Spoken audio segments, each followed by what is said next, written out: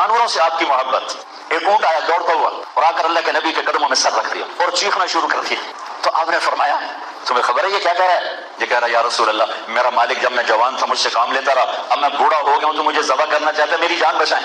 تو اتنے میں وہ اس کا مالک آ گیا, اس نے دیکھا اس کا اونٹ وہاں. آپ نے کہا بھائی میری ایک سفارش ہے. کہا جی فرمائیں. کہا اونٹ مجھے دے دو. کہا جی آپ لے لیں. کہا آزاد ہے موج کر. کوڑے پھینکنے والی کا حال پوچھنے جا رہے ہیں. ارے بھائی کیا ہوا؟ وہ ماں جی ہمارے اوپر کوڑا پھینکا کرتی تھیں, وہ کہاں چلی گئی؟ آج کل کوڑا نہیں آ رہا ہمارے اوپر. کہا جی وہ بیمار ہو گئی. اچھا چلو اس کا حال پوچھیں. حال پوچھنے چلے جا رہے ہیں. کس کا؟ جو کوڑے پھینکنے والی کا. وہ کلمہ نہ پڑتی تو اور کیا کرتی. بھائیو میں وہ رخ دکھانا چاہتا ہوں جو چھپ چکا ہے, نظر نہیں آ رہا ہے. جب تک یہ رخ زندہ نہیں ہوگا ہم معاشرہ نہیں بن سکتے, معاشرہ نہیں بن سکتے. ہم بکھری ہوئی اینٹوں کا ملبہ ہوں گے, امت نہیں ہوں گے. اس ہال کو گرا دو تو اسے ہال کو نہیں کہے گا, اسے ملبہ کہے.